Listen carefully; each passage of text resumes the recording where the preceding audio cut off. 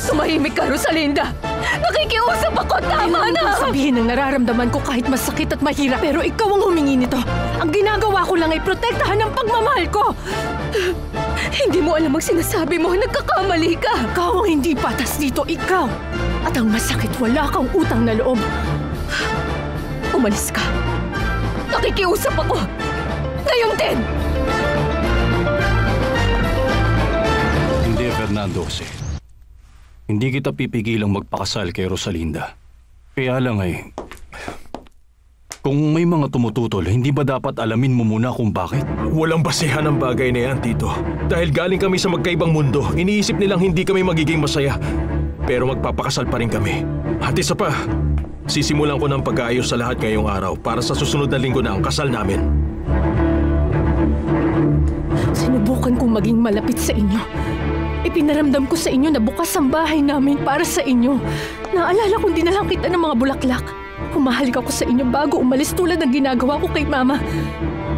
Pinakitaan kita ng kabaitan sa lahat ng pagkakataon. Ganito pa ang isusukli niyo, Tita? Bakit?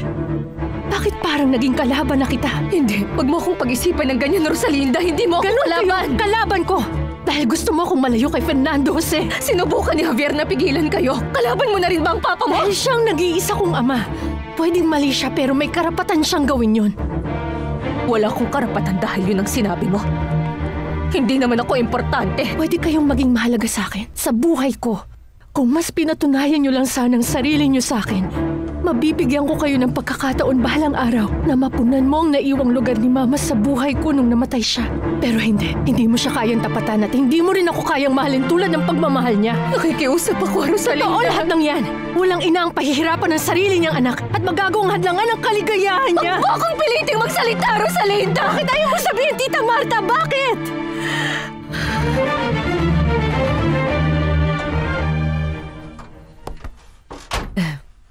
Matutulog ka na ba? Hindi pa ngayon. Magpapahinga lang ako saglit. Nag-aalala ako sa'yo.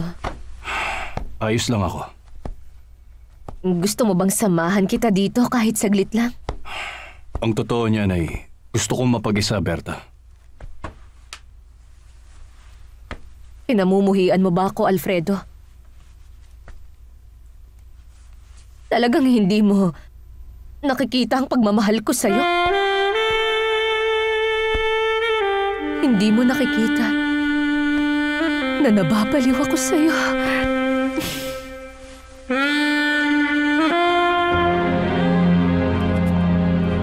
Hindi niyo kayang sabihin, Tita. Huwag mo akong tawagin, anak. Hindi ko alam kung bakit sobrang lupit niyo sa akin, pero alam ko kung hanggang saan naabot ang mga pinaplano niyong yan. Akala niyo magagawang ilihim sa akin po ni Fernando Jose? Wala kaming itinatago sa isa't isa. Magiging isa na kami at hindi namin nahayaan na sirain mo o ng sino man ang pagmamahala naming dalawa.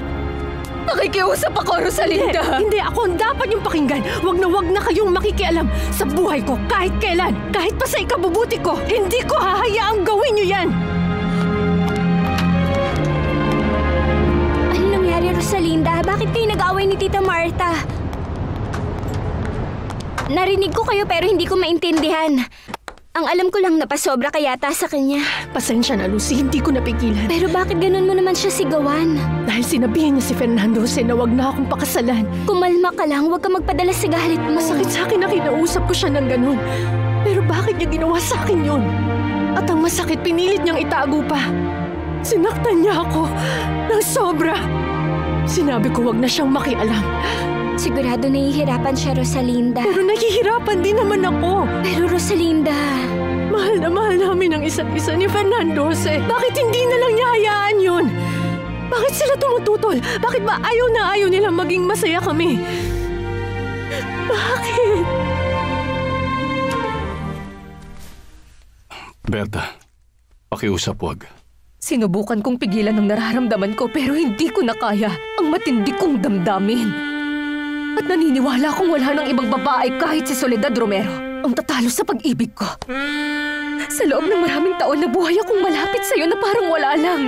Natatakot ako tuwing naiisip kong baka mag-asawa ka at dalhin mo siya rito sa bahay. Dahil hindi ko kakayanin ng selos. Pero nanatili ka pa rin walang asawa at hindi rin ako nawalan ng pag-asa. Ngayong alam mo na, Alfredo, hindi ako tumingin sa kahit sinong lalaki. Umaasa na mamahalin mo rin ako. Pasensya na, Berta. Pero hindi ko kayang gawin.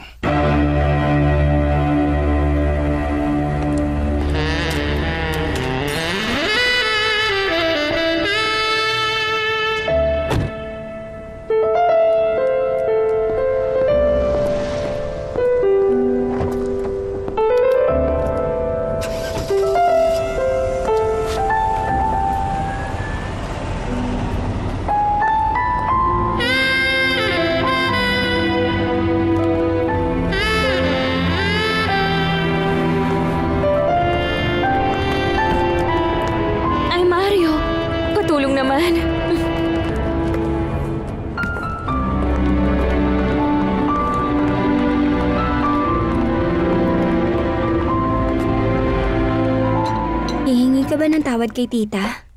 Oo, Lucy, pero hindi na muna. Ate Fedra! Sa susunod na linggo na, ang plano niyong magpakasal. Gusto kong malaman nyo na pagkatapos naming magpakasal ni Rosalinda, bubukod na kami. Magpapakalayo kami. Pero Fernando Jose, Tama lang yon, Mama. Paano mo nalaman kung saan ako mahahanap? Dahil kay Rosalinda, dahil sa singsing at sa apelyido ng kapatid mo. Kailangan natin masigurong maghihiwalay ang dalawang bata bago pa mahuli ang lahat. ako si Fedra. Galing ako sa Estados Unidos. Huwag ka nang mag-imbento. Hindi mo totoong pangalan ng Marta. Ikaw si Soledad. Rosalinda